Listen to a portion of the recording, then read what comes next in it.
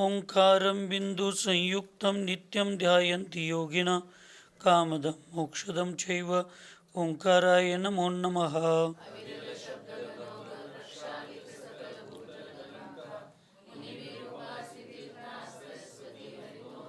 अज्ञानतिमिरां ध्यानां ज्ञानाञ्जनशलाकया चक्षुरुन्मीलितं येन तस्मै श्रीगुरवे नमः।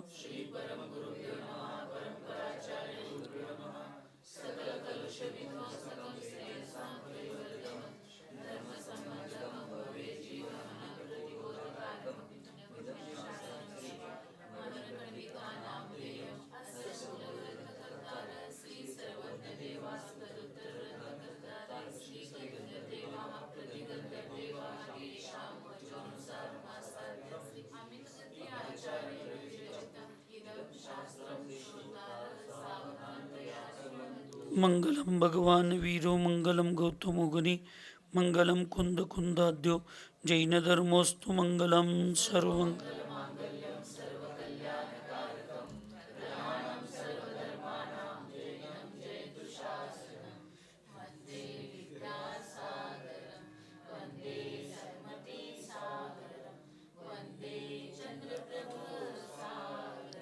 सिद्धान्नत्वार्धादिश्च चतुर्धाराधनाफलं क्रमेणाहं ध्रुवं वश्ये स्वस्वरूपोपल। पंच परमेष्ठी भगवान की, अहिंसामय विश्व धर्म की, सिद्धांत शास्त्र की, आचार्य भगवान अमित गति महामुनिराज की, चारित्र चक्रवर्ती प्रथमाचार्य शांति सागर जी महाराज की, संत शिरोमणि आचार्य गुरुवर विद्यासागर जी महाराज की, शांत मूर्ति वत्सल रत्नाकर आचार्य गुरुवर सन्मति सागर जी महाराज की, 3 कम 9 करोड़ महामुनि राजों की आज के आनंद की।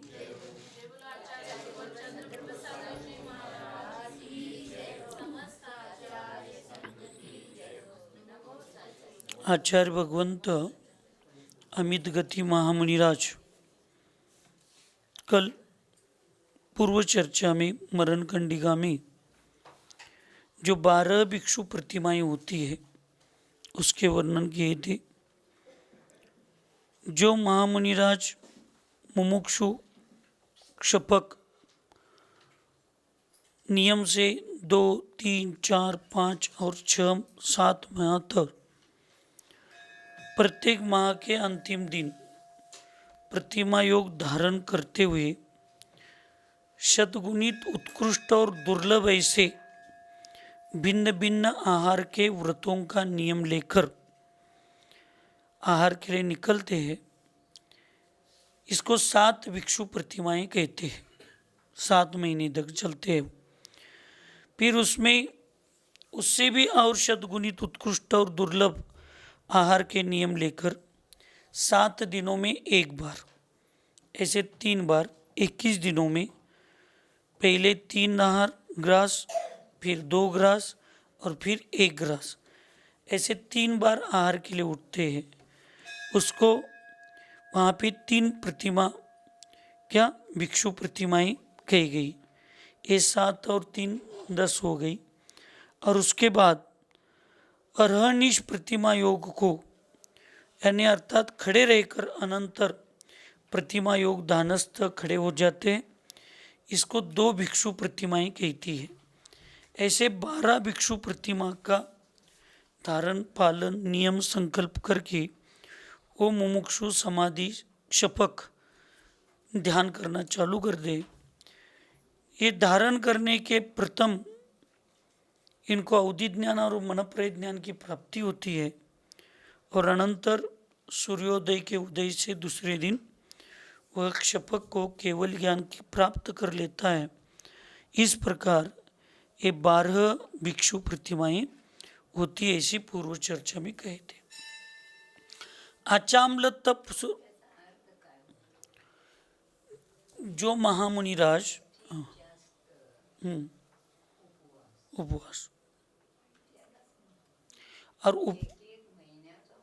और उसके बाद भी 1 महीने के उपवास के बाद भी और कठोर नियम, आहार के खाने के प्रति भी कठोर नियम और विधि के प्रति भी कठोर नियम। इसका मतलब ये है कि वर्तमान में समाधि करनी है तो भी अनशन आदि जरूरी है, और मोक्ष को जाने के लिए तो जरूरी है। कुछ हमारे जैसे थोड़े मंद बुद्धि वाले ज्ञानी लोग कहते हैं भरत चक्रवर्ती ने कहाँ उपवास किया था, तो मोक्ष को जाने के लिए उपवास करना जरूरी है क्या? ऐसा कोई नियम कहाँ है? भैया भरत चक्रवर्ती है, वो 96 रानी 1000 रानियों में रहकर भी वीत रखी था, हमें एक रानी संभालने की नहीं हो गई इसलिए दीक्षा लेकर आ गए।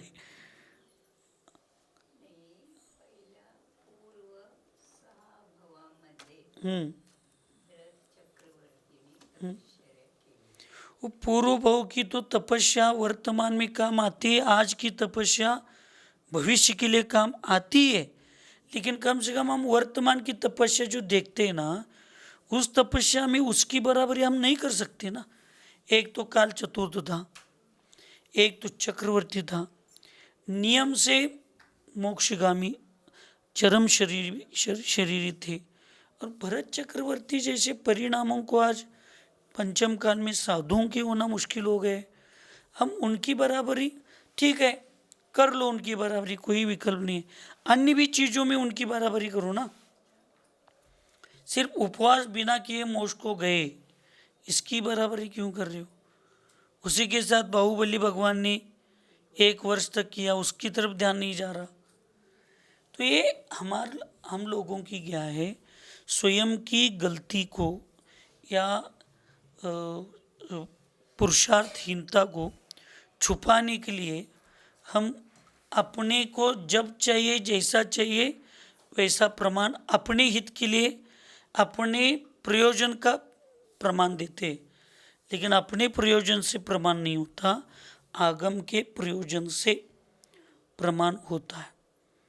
और आज सब लोगों में यही चल रहा है, इसलिए ना पारिवारिक व्यवस्थाएं अच्छी चल रही है, ना सांघिक व्यवस्थाएं अच्छी चल रही है, ना बच्चों को माता पिता के प्रति कोई विचार है, ना घर के कुल का कोई अनुशासन नहीं है, साधुओं को ना अपने गुरुओं के प्रति कोई विचार नहीं है, ना अपने संघ के कुल के नियमों को आचार संहिता को कोई संबंध नहीं है, अनुशासन का नहीं है, बस। इसलिए जैसी संगति वैसे मति, जैसे मति वैसे गति। इसलिए कम से कम साधुओं को, व्रतियों को, अनुव्रतियों को संयमी लोगों के संपर्क में रहना चाहिए, और संयमियों में भी भाव संयमियों के संपर्क में रहना चाहिए।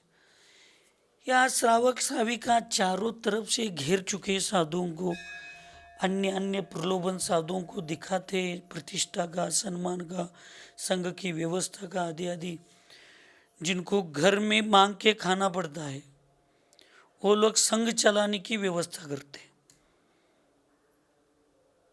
अब किसको बताए किसकी बुद्धि कितनी है, चल सकते। आचार्यों ने आगम में रयनसार आदि शास्त्रों में लिखा है, जो लोग धर्म की व्यवस्था में धर्म की बातों को अपने पारिवारिक उदर निर्वाह के लिए उपयोग में लाते हैं, ऐसे लोगों से आहार लेना नहीं कहा। हम कहते चलो पंचम काल में अच्छे जैन श्रावक है, कोई काम कर रहे धर्म की प्रभावना का, तो ठीक है कॉम्प्रोमाइज कर रहे। अब वो घर में आकर साधुओं के संग में आकर साधुओं के कान तक जाकर कुछ सांघिक व्यवस्था में और गुरुओं की विरोधी व्यवस्था में साधुओं को भड़काने लगे, और साधु भी पागल होते हुए अज्ञानिता से गुरु की और साधर्मी बड़े भाइयों की सुनने में स्वाभिमान को ठेच लगता है, और असंयमी लोगों से लोगों की बातों में आकर मनमानी कर रहा है। वहाँ कहाँ गया स्वाभिमान? वस्त्रधारी असंयमी रोज एक गांव में जाकर खड़े रहकर धर्म को प्रभावना के रूप में गा कर अपनी कला को बेचकर खाने वाले लोगों को संघ की व्यवस्था में चर्चा। शरीर संलेखना के निमित्त अनेक प्रकार के तपों के विकल्प पूर्व श्लोकों में वर्णित किए गए हैं। शरीर संलेखना के निमित्त यानी शरीर काय संलेखना का जो निमित्त है, अनेक प्रकार के तपों के विकल्प यानी जो हम लोग विकल्प करते हैं, संश्लेष परिणाम, इसको विकल्प नहीं लेना। विकल्प का अर्थ होता है भेद, प्रकार।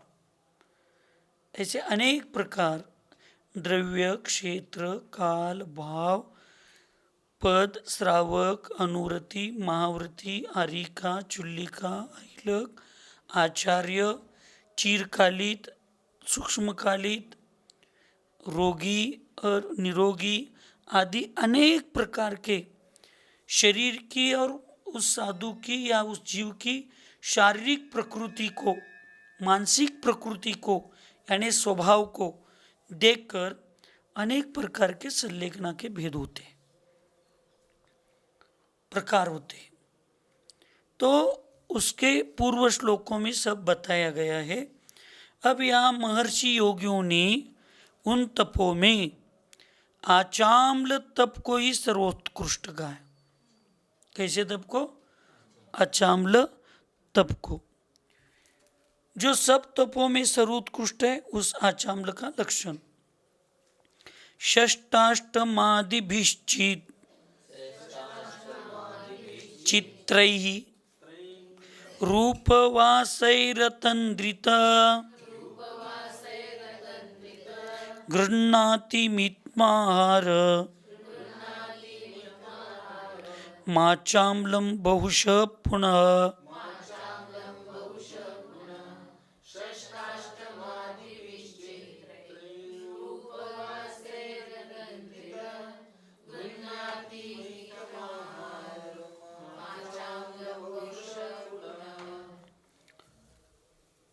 बेला, तेला आदि विविध उपवास करके निष्प्रमादी क्षपक क्रमशः अल्पाहार करता है और पश्चात बहुत प्रकार के आचाम्ल करता है। जो बेला, तेला आदि अनेक उपवास, तेला आदि करते हुए निष्प्रमादी का, निष्प्रमादी शपक क्रमशः अल्पाहार करता है। आहार भी कैसे लेता है? अल्पाहार लेता है। पश्चात बहुत प्रकार से आचाम्ल करता है।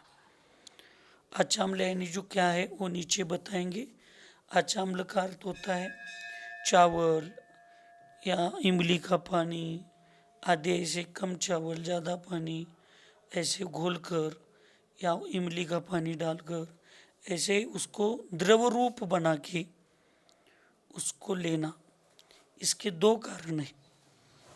इसके दो कारण इसलिए, एक तो शीत वस्तुएं हैं ये पदार्थ, तो शीतल होता है, और दूसरी ये जो इमली का पानी आदि जो होता है, ये शरीर उदर शुद्धि का निमित्त होता है। जो पूर्व में सब जो मल विसर्जन के समय पूरा मल विसर्जन नहीं होता, वो पेट का पूरा मल विसर्जित करता है। और चावल के भी अचाम्ल को अंत में छोड़कर सिर्फ पानी, इमली का पानी, थोड़ा गुड़ का पानी आदि ऐसे पानियों से उसको ग्रहण करने से जो चावल के कण के निमित्त से भी मल बना है पेट में, उस मल को धोने का, उस मल को साफ करके वहाँ पे शुद्धि करने का काम ये अचाम्ल करता है। इसलिए अचाम्ल संलेखना के समय जो साधु जितने अचाम्ल करता है और आनंद के साथ निष्प्रमादी रहता है, उस साधु को समाधि बहुत आसान, बहुत आसान इसका मतलब परेशानी नहीं जाती।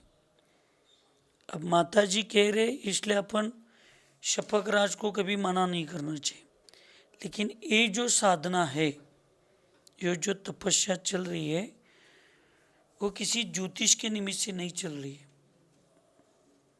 ये चल रही है, आपने आपके भविष्य को समझा है, आपने आपके भविष्य को समझा है, इसलिए साधना कर रहे। हम इतना भी इस समय पे भोजन में आचार को जितना महत्व होता है, उतना ही इन अन्य चीज़ों को महत्व देना।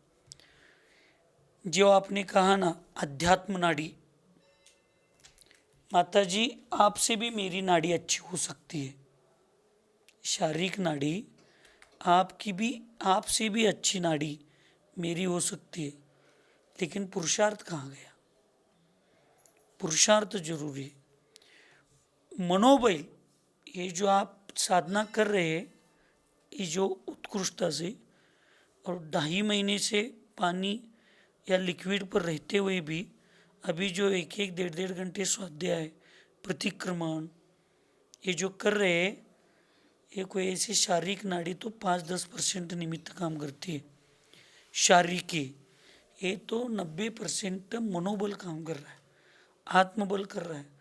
और आपको जो अर्जुन जैसे उसको सिर्फ आंखें दिखती थी, वैसे आपको सिर्फ समाधि और आपको भविष्य का मोक्ष दिख रहा है। इसलिए आने वाले परिचय और उपसर्ग या जो असाता वेदनी के कर्म के निमित्त से वेदना, ऐसा नहीं आपकी भूख मरी है, ऐसे कैसे मरती हो? जीवन है तब तक भूख भूख ही होती है, भूख कम हो सकती है, भूख कभी मरती नहीं है। फिर भी शपक उस पर क्या करता है? विजय प्राप्त करता है, उसको समझाता है। इसलिए आप कहो अध्यात्म नाड़ी इसलिए मेरी साधना चल रही, हम नहीं कहेंगे, क्योंकि मोक्ष समाधि के समय आत्मशक्ति ही काम करती है। अपना मनोबल, अपना धैर्य, स्वावलंबन, निश्चय, और आपके पास वो सब है।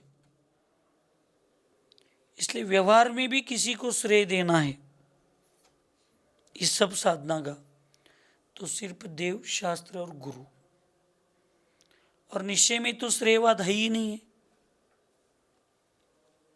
निश्चय में तो निश्चय ही है, बस एक ही आत्मा है, निज आत्मा, शुद्ध आत्मा, वही सब हमारा है। इसलिए आपकी साधना इतने दिनों से चलने के बाद भी ये जो पुरुषार्थ चल रहा है, इसमें मनोबल बहुत होता है। और उसके बाद जो समय समय पे आपकी उदर शुद्धि आदि जो हो रही है, इस निमित्त से आपके शरीर आज भी निरोगी है, और वो आपका 10% काम कर रहा है। कितना परसेंट? 10। बाकी तो साधना स्वयं कर दे। इनकी सुनते हुए साधुओं को स्वाभिमान नहीं जागृत होता। गुरु, कोई संघ के बड़े साधु, छोटे भी साधु निवेदन करते हुए कोई अच्छी बातें बताए, तो उस समय स्वाभिमान जागृत होता है। ऐसा थोड़ी होता है। इसलिए आप लोगों को अच्छे संगति में रहना चाहिए। जो श्रावक अपनी रत्नत्रय की अपेक्षा से हमें प्रमादी करने का प्रयास करते हैं, ऐसे कितने भी अच्छे भक्त हो, उनसे दूर रहना चाहिए, नहीं तो फिर गलत होता है। आचाम्ल तप सर्वोत्कृष्ट है। देह सल्लेखना हेतुर बहुधा वर्णितं तप वदन्ति परमाचाम्ल मर्हता यत्र योगिना।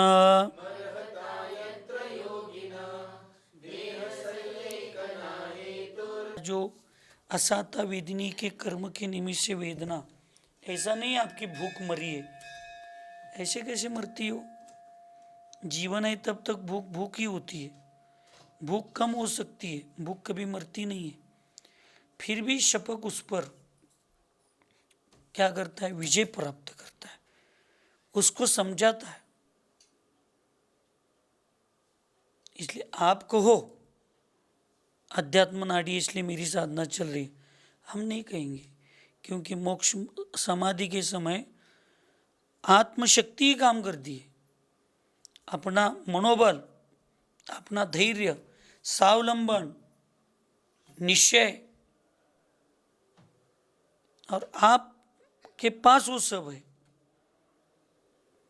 इसलिए व्यवहार में भी किसी को श्रेय देना है इस सब साधना का, तो सिर्फ देव, शास्त्र और गुरु। और निश्चय में तो श्रेयवाद है ही नहीं है। निश्चय में तो निश्चय ही है, बस एक ही आत्मा है, निज आत्मा, शुद्ध आत्मा, वही सब हमारा है। इसलिए आपकी साधना इतने दिनों से चलने के बाद भी जो पुरुषार्थ चल रहा है, इसमें मनोबल बहुत होता है। और उसके बाद जो समय समय पे आपकी उदर शुद्धि आदि जो हो रही है, इस निमित्त से आपके शरीर आज भी निरोगी है। और वो आपका 10% काम कर रहा है। कितना परसेंट? 10। बाकी तो साधना स्वयं की आत्म की मनोबल की साधना सिद्ध करती है। इसलिए ये अल्पाहार करते हैं और बहुत प्रकार के अचामल करता है। अचामल किसे कहते हैं? अचामल और कांजी में क्या अंतर है तथा अचामल आहार में क्या गुण है? तो उत्तर में कहते हैं, है ना, प्रायश्चित दोष में, प्रायश्चित में अगर किसी ने बहुत बड़ा साधु ने दोष किया, उसमें अब कुछ हम बोलेंगे तो अन्यथा होता है। लोग इसका ज्ञान नहीं है।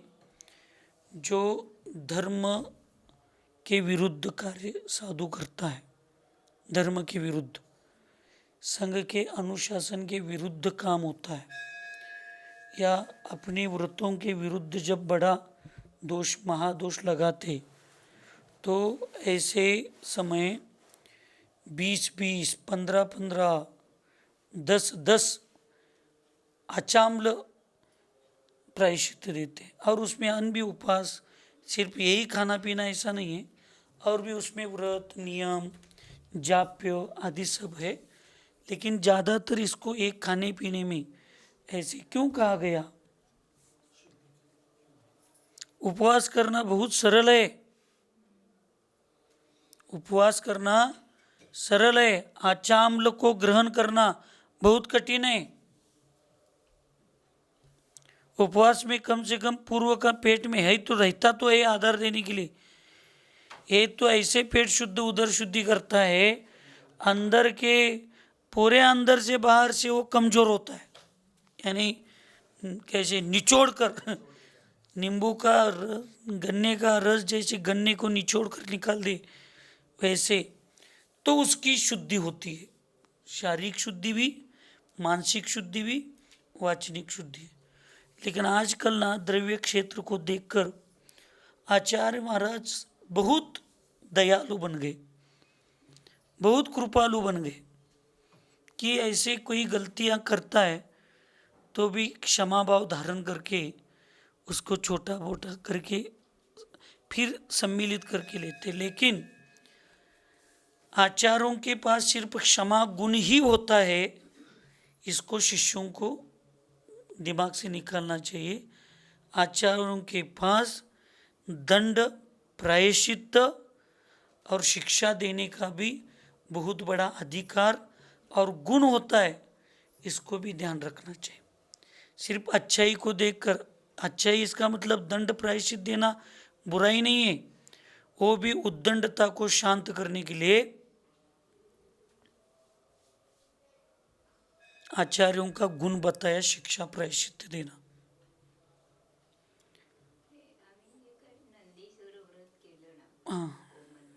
हं, त्यामध्ये हे सगळं आम्ही केलेलं आहे. हं, त्यामध्ये भात पाणी, हं, नुसतं भातच हे, हं. असं हे सगळं म्हणजे 3 वर्ष सलग 9 शाखा, हं. त्यामध्ये आम्ही हे आचमन पूर्ण केले. नहीं, पूर्व में आपने नंदीश्वर के व्रतों को जो किया 3 साल तक 9 अष्टांगिक आदि, उसमें आपने जो ये चावल पानी आचामला आदि किया, ये वही तो मैं बता रहा हूँ। अब ये कितने लोगों को मालूम है? आपके साथ 1-2 आरिका थी, या आरिकाओं को मालूम हो सकता है, हम लोगों को थोड़ी सबको मालूम है। इसलिए वर्तमान में जो साधना आपकी दिख रही है, उतनी ही साधना या वर्तमान पर्याय के पुण्य और पाप का, या वर्तमान क्रिया के वर्तमान पर्याय के परिणाम और क्रिया का सिर्फ संबंध नहीं होता वर्तमान जीवन से, उससे पूर्व से बहुत संबंध होता है। इसलिए आपने वो 3 साल तक किया है, इसलिए आज आपको कुछ यानी कठिन नहीं है, ऐसा नहीं है। परिश्रम तो सबको है। देखिए, कोई भी हो, चाहे वज्र ऋषभ नारद शनिर भी क्यों ना हो, औदारिक शरीर ये अन्न का कीड़ा ही है। भले 10 प्राणी, 5 इंद्रिय, 3 गुप्ती, श्वासोश्वास और क्या आयु, ये 10 प्राण बताए, लेकिन 11वां प्राण तो अन्न ही बताया है औदारिक शरीर का। लेकिन वो आसान होता है जब ये पूर्व में ही ऐसे, इसलिए समाधि करना है तो 12 साल पहले से ही इसको थोड़ा थोड़ा थोड़ा प्रयास करना चाहिए। 12 साल की सिर्फ समाधि लेकर नहीं चलेगा। 12 साल की समाधि का क्रम आगे आ रहा है, 2-4 दिनों में आ जाएगा। उसको शुरू करना चाहिए अभी से, तब वो कार्य होता है, अंत में जाकर आसान होता है, नहीं तो नहीं होता।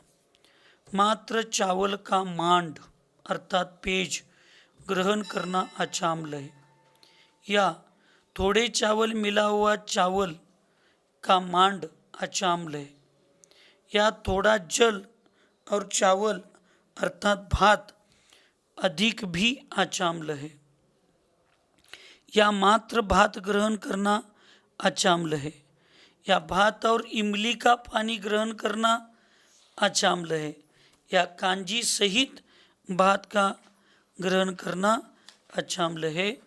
भात को लेकर, चावल को लेकर पानी, इमली का पानी आदि आदि के माध्यम से जो उसको घोल कर लिक्विड के रूप में ग्रहण करते हैं, उसको आचामल कहते हैं। मूल आराधना अर्थात भगवती आराधना गाथा 251 की तो दूसरी टीका में आयम बिलम कंजिका आरंभ पद के द्वारा आचामल को ही कांजिका कहा है, या खटास से युक्त एक प्रकार के पेय को कांजी कहते। खटास म्हणजे खटास यानी अम्बट, इसको पेय को, क्योंकि इमली कैसे होती है, खटास होती है। कोकम कैसा होता है, खटास होता है। नींबू का रस कैसे होता है, खटास होता है।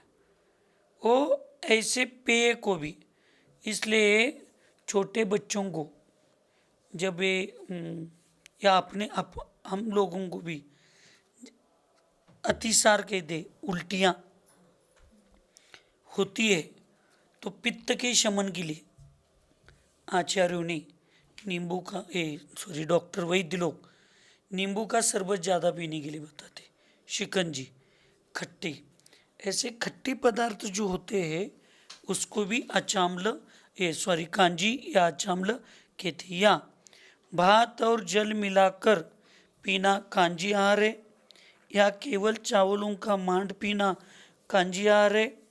उपर्युक्त लक्षणों से ज्ञात होता है कि आचामल और कांजी पर्यायवाची है।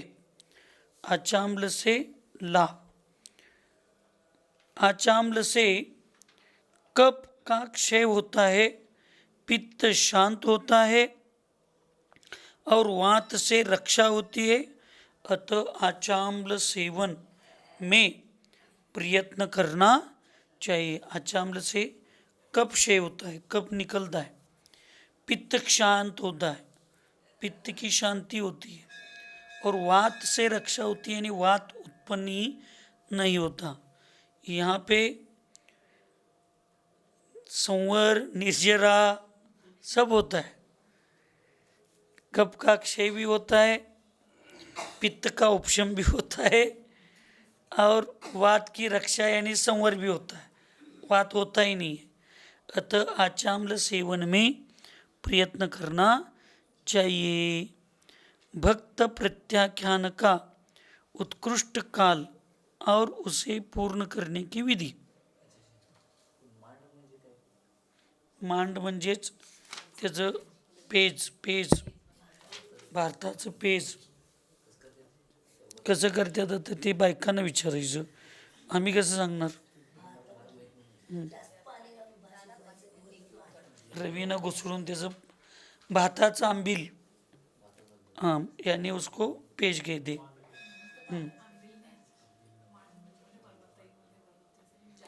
दो प्रकार का होता है. अभी इसमें क्या बताया, चावल मिलाया हुआ. जब यही तो हम बता रहे, द्रव्य क्षेत्र काल को देखकर आगम को समझना, आगम समझना होता है. सिर्फ एक शब्द को, एक वैद्य के विचार को लेकर वही होता है ऐसे नहीं. जब आचार्य यहाँ 3-3, 4-4 वेद बता रहे, तो ऊपर के पानी को पेज कहना ऐसे कैसे होता है. वो छोटे बच्चों के लिए होता है और वो जिसकी पेट की पूरी अंदर की नसें खराब हो गई है या लूज हो गई या कमकुवत हो गई है या कुछ जख्म हुए, ऐसे लोगों के लिए चावल को उबालने के बाद जो ऊपर का पानी होता है वो देना, उसको भी पेज कहते हैं. छोटे बच्चों की अपेक्षा से पेज अलग है, बड़ों की अपेक्षा से पेज अलग है, साधक की अपेक्षा से साधना चालू करने के बाद तुरंत का पेज अलग है, मध्यम अवस्था में पेज अलग है, अंत अवस्था में पेज अलग है, उसके बाद और अलग है. इसको एक शब्द और एक नहीं अर्थ लेना, अनेक अर्थ है, परिस्थितिवश उस सबको लेना चाहिए. भक्त प्रत्याख्यान का उत्कृष्ट काल और उसे पूर्ण करने की विधि जो है वो अगले सत्र में देखते हैं.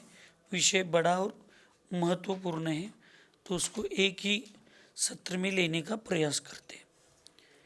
सुखी रहे सब जीव जगत में, कोई कभी न घबरावे, वैर पाप अभिमान छोड़ जग, नित्य नए मंगल गावे. ओम नमः. सबको क्षमा, सबसे क्षमा.